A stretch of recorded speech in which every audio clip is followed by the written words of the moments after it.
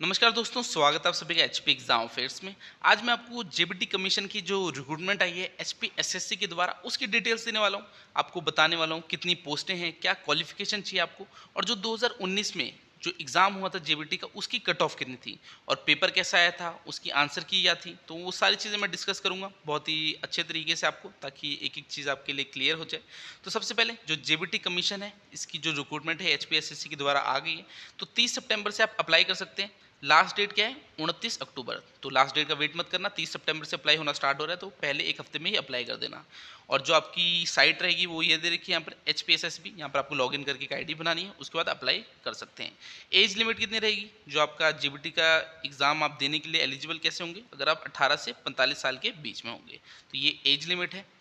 Next हम देख लेते हैं इसमें आपकी वैकेंसीज़ कैसी है। तो इसमें आपको अभी बता रखी है डिस्ट्रिक्ट वाइज कितनी वैकेंसीज़ है, आपकी कैटेगरी वाइज कितनी वैकेंसीज़ है। मगर जो कट ऑफ होती है वो ऐसे नहीं आती, वो ऑल हिमाचल सेम आती है, चाहे आप मंडी के हो, चाहे आप शिमला के हो, चाहे बिलासपुर के लिए। अगर जनरल की कट ऑफ मान लीजिए 60 गई तो वो सबके लिए उतनी जाएगी, चाहे आप किसी भी डिस्ट्रिक्ट से बिलोंग करते हैं। अगर ओबीसी की मान लीजिए 55 गई तो सभी डिस्ट्रिक्ट के लिए सेम रहेगी। तो डिस्ट्रिक्ट का कोई इसमें रोल नहीं है। बाकी कैटेगरी का ऐसा होता है, अगर आपकी कैटेगरी मान लीजिए जनरल ईडब्ल्यूएस है तो आपकी थोड़ी कट ऑफ कम रहेगी। तो अगर आपकी कैटेगरी है तो आपके लिए थोड़ा बेनिफिट रहेगा इसमें। बाकी जनरल का मैं आपको सीधा सा मतलब बताता हूँ, यहाँ पर यूआर लिखा होता है तो ये अनरिजर्व्ड है। जो टॉप के आपके बंदे होंगे वो ये वाली सीट लेंगे, चाहे वो किसी भी कैटेगरी से हो। बाकी अपने रिस्पेक्टिव कैटेगरी में तो लेंगे ही लेंगे, मगर जो टॉप के बंदे होते हैं वो ये जनरल यूआर की सीट लेते हैं। तो किसी भी कैटेगरी से हो ये सीट ले सकते हैं। तो आपको यहाँ पर वैकेंसीज बता रखी है। टोटल आप देख सकते हैं 467 वैकेंसीज आई है, तो अच्छी वैकेंसीज आ रखी है। 450 के करीब वैकेंसीज है जेबीटी की कमीशन की। तो इसके लिए अभी एलिजिबिलिटी भी मैं बताऊंगा आपको, यहाँ पर आप एक बार देख लो। ये पीडीएफ भी ऐसे करूँगा मैं डिस्क्रिप्शन में आपको दे दूंगा, तो इसमें आपको पता लग जाएगा कितनी कितनी सीटें आपकी रिस्पेक्टिव कैटेगरी में। तो देखिए जनरल की 14 है, चंबा की जनरल में 22 है। ऐसे ऐसे जनरल की जो रहेगी वो टोटल इसमें बता नहीं रखी, बस डिस्ट्रिक्ट वाइज बता रखी है। तो जनरल की आपको पता है अलग वैकेंसीज होगी। ईडब्ल्यूएस की यहाँ पर दे रखी है बिलासपुर की। तो आपको डिस्ट्रिक्ट वाइज वैकेंसी से कोई लेना देना नहीं है, अपनी रिस्पेक्टिव जो आपकी कैटेगरी है उसमें एग्जाम फिल करो। बाकी मैं आपको कट ऑफ बताता हूँ, कट ऑफ कैसी जाएगी। तो सबसे पहले हम एलिजिबिलिटी देख लेते हैं। अगर आपने +2 पास है, उसके बाद आपने जेबीटी का कोर्स कर रखा है, ठीक है। जेबीटी का कोर्स कितने साल का होता है? 2 साल का कोर्स होता है जेबीटी का, अगर आपने वो कर रखा है। और जेबीटी का टेट जो होता है वो आपने क्वालिफाई कर रखा है। यहाँ देखना एंड लिख रखा है। एंड का मतलब होता है जो दूसरी चीज़ भी दे रखी है वो भी आपकी पास होनी चाहिए। तो यहाँ लिखे pass in the teacher eligibility test for class 1 to 5। तो जो जेबीटी का टेट होता है, यही कहना चाहता है, जेबीटी का टेट है वो क्वालिफाई होना चाहिए, तभी आप इस एग्ज़ाम को फिल कर सकते हो। अब मैं आपको बताता हूँ जो भी आपकी एजुकेशन क्वालिफिकेशन है वो किससे पहले होनी चाहिए? 29 अक्टूबर से पहले। जो भी आपकी सर्टिफिकेट होनी चाहिए, आपकी जेबीटी कंप्लीट होनी चाहिए, सब कुछ 29 अक्टूबर से पहले होना चाहिए। क्योंकि जो भी फॉर्म की लास्ट डेट होती है उससे पहले की जो आपकी एजुकेशन क्वालिफिकेशन है वो लेते हैं। उसके बाद अगर आप करते हो, मान लीजिए उसके बाद आपकी जेबीटी होती है, अभी आपने फॉर्म फिल कर दिया, जेबीटी आपकी हुई भी नहीं है, तो वो आप एलिजिबल ही नहीं होंगे। आपको अगर आप एग्ज़ाम निकाल भी देंगे तो आपको डॉक्यूमेंट जब चेक करेंगे, वेरीफाई करेंगे, तब आपको बाहर कर देंगे। तो सीधी सी बात है, जो भी आपकी एजुकेशन क्वालिफिकेशन है वो 29 अक्टूबर से पहले की होनी चाहिए। 12th पास तो आप हो गए ही होगे। जेबीटी का जो कोर्स है आपका वो 2 साल का होता है, वो अगर आपने किया हुआ है 29 अक्टूबर से पहले, और टेट भी आपका क्वालिफाई हुआ है जेबीटी का 29 अक्टूबर से पहले, तो आप इसके लिए अप्लाई कर सकते हैं, आप एलिजिबल हैं।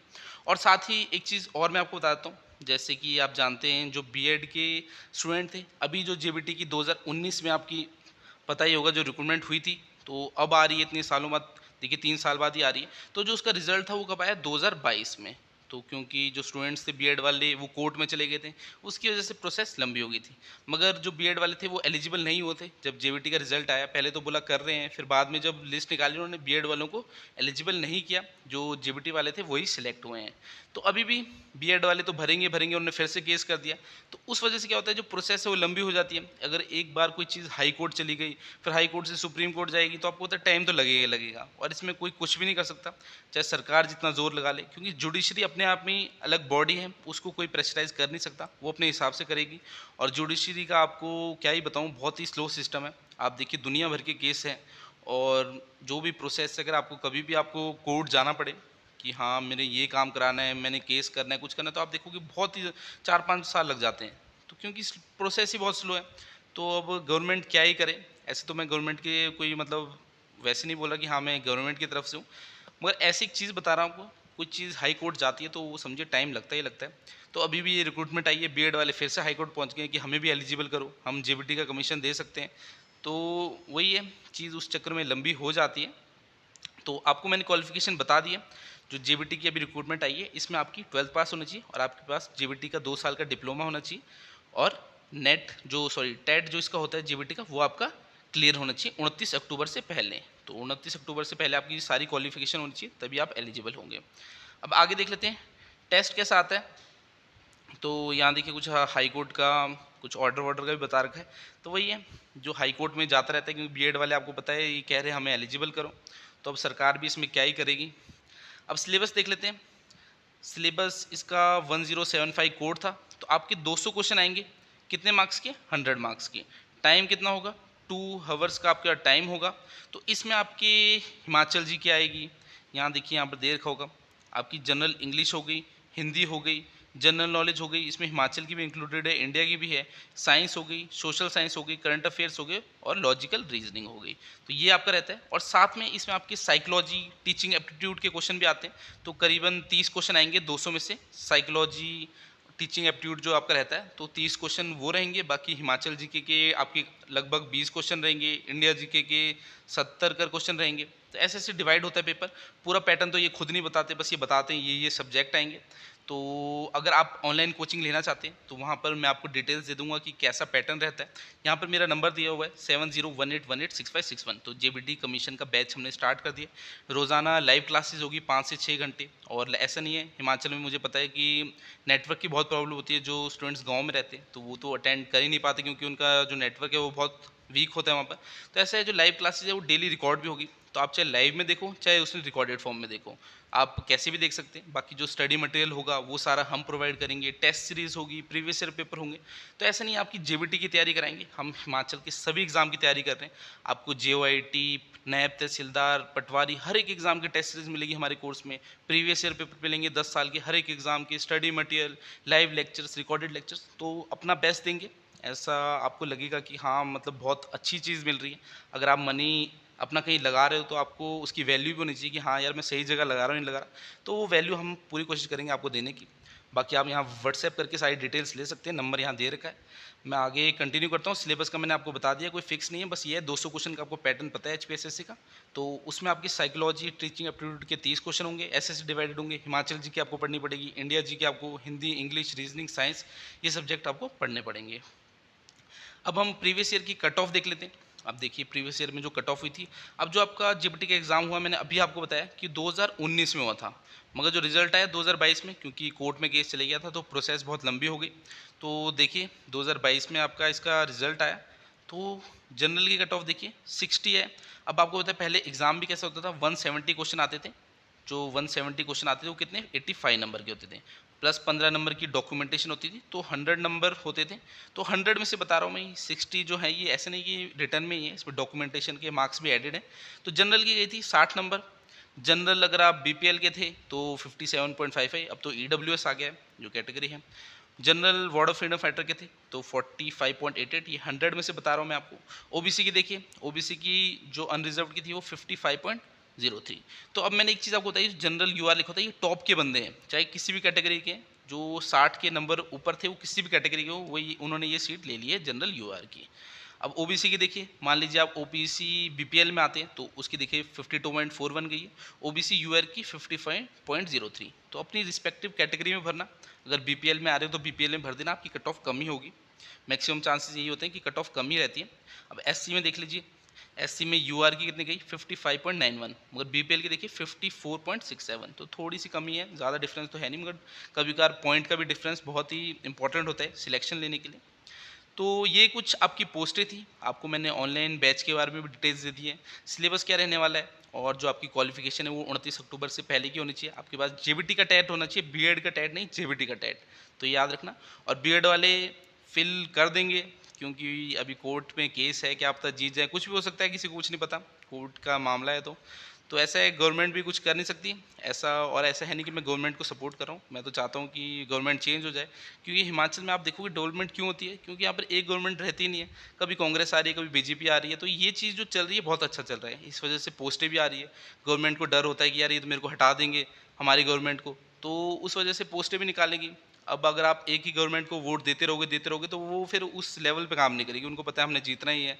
तो अभी जैसे सिनेरियो चला हुआ है, अगर दूसरी गवर्नमेंट आएगी तो वो और कोशिश करेगी हम अच्छा देने की, क्योंकि उनको पता है कि भैया अगर रहना है पावर में तो करना तो पड़ेगा ही। तो ऐसा नहीं कि एक गवर्नमेंट को सपोर्ट करूँगा, आपकी अपनी थिंकिंग है, मेरी अपनी थिंकिंग है, सब लोगों की अपनी थिंकिंग होती है। तो ऐसा है, अभी इलेक्शन आने वाले हैं तो अपना वोट ज़रूर देना, और उसी गवर्नमेंट को देना जो आपको जॉब दे रही है। आज की डेट में सबसे इम्पोर्टेंट है जॉब है, महंगाई है, तो इन चीज़ों में बातें होनी चाहिए। बाकी धर्म तो मतलब अलग ही चीज़ें, उनमें क्या ही डिस्कस करना, उनसे हमें क्या ही मिलेगा। तो मेन तो वही है, सोशल सिक्योरिटी होनी चाहिए लाइफ में। तो ऐसा है, और नौकरी भी सारे नहीं लगेंगे। आपको पता है सीटें इतनी होती नहीं है, तो लोग सारे ही मेहनत कर रहे हैं स्टूडेंट्स, ऐसा नहीं है कोई मेहनत नहीं कर रहा। तो ऐसा नहीं होता कि हाँ नौकरी लग के आप लाइफ में कुछ कर पाओगे। अगर आपका कोई पैशन है, कुछ स्किल भी सीखो आप, कि आपको वेबसाइट डिज़ाइनिंग सीखो, मतलब कुछ भी आप सीखो, तो उससे भी आप बहुत अच्छी अर्निंग कर सकते हो। एक सरकारी नौकरी वाले से 3 गुना, 4 गुना, 5 गुना भी अर्निंग कर सकते हो। अब मैं अपना ही केस लूँगा कि देखिए मेरे पास बीएड करने के, जब मैं ग्रेजुएशन मैंने कर ली थी सरकारी कॉलेज से, तब मेरे को बीएड करने के पैसे नहीं थे, और मैं बनना, मेरा मतलब एक पैशन था कि टीचर बनना है। तो बीएड करने के घर वालों ने पैसे दिए नहीं, तो फिर उस पैशन को कैसे फॉलो किया मैंने, यूट्यूब में वीडियो डाल डाल के आज थोड़ा अच्छा काम कर रहे हैं। तो जितनी उस टाइम अफोर्ड भी नहीं कर सकते थे, जो बीएड की एक प्राइवेट इंस्टीट्यूट की फ़ीस होती है वो अफोर्ड भी नहीं कर सकते थे, और आज की डेट में ऐसा है कि महीने का जो 2 साल की जो फ़ीस होती थी उतना तो मैं महीने में कमा रहा हूँ ऑनलाइन कोचिंग से। तो ऐसा ही होता है, आपको आपको आपके पास सोर्सेज़ नहीं होंगे, मगर उसके लिए आपको रोना नहीं है, आपको काम करते रहना है। ऐसा नहीं है, अगर कुछ छोटी जॉब भी लग रही हो तो उसको कर लो, और अपनी तैयारी भी करते रहो, क्योंकि ऐसे रुकना नहीं है, बस करते रहना है, सक्सेस आपको मिलेगी अगर आप हार्ड वर्किंग होगे। और अभी जो आपकी लाइफ है, इसमें आप कुछ भी कर सकते हो। जो आपकी एज है, ये एज बहुत ही क्रूशियल होती है। अगर आप इस टाइम टाइम वेस्ट करो अपने दोस्तों का, एंजॉय भी करो, ज़रूरी होता है एंजॉय करना भी, मगर ऐसा नहीं कि एंजॉय करके आप जो दूसरी जगह आपका टाइम था आपने वो बर्बाद कर दिया, और बाद में आप उस चीज़ के लिए रिग्रेट करो। अगर खुला पैसा है तो एंजॉय करो। अब आपको पता है आपके फैमिली का नहीं है पैसा, आपको उनको सपोर्ट करना है, उनको अच्छी ज़िंदगी देनी है, तो आपको मेहनत भी करनी पड़ेगी। तो वो ये सोर्सेज़ किसी के पास भी नहीं होते। अब आप कोई भी देखो, अब मैं कोई स्टूडेंट बोलूँ उसके गरीब है तो सोर्सेज़ नहीं है, मगर वो उसको वही है, कुछ काम करना पड़ेगा, कुछ तरीका सोचना पड़ेगा।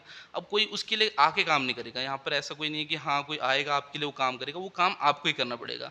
अगर एग्ज़ाम आपको निकालना है तो पढ़ना आपको ही पड़ेगा, कोई मैं नहीं आऊँगा आपके लिए कि हाँ मैं आपके लिए पढ़ूँगा। अब ऑनलाइन कोचिंग तो हम दे रहे हैं, तो ऐसा नहीं कि हाँ मैं बोलूँ सब स्टूडेंट नौकरी लग जाएँगे। नौकरी तो वही लगेगा जो मेहनत करेगा। अगर हम मेहनत करें तो वही है, आपका भी मेहनत होनी चाहिए उसमें। तो ये सब बातें तो चलो चली रहेगी, जब लाइव क्लासेस चली रहती है। बाकी आज की नोटिफिकेशन यही थी, मैंने आपको पूरी डिटेल्स बता दी है। जेबीटी कमीशन की रिक्रूटमेंट आई है, इसको फिल कर देना। अगर आपने जेबीटी कर रखी है, टेट आपका क्वालिफाई है। तो आज की वीडियो को इतने ही रखते हैं, मैं आपसे अगली क्लास में मिलूंगा, तब तक के लिए शब्बा खैर, थैंक यू।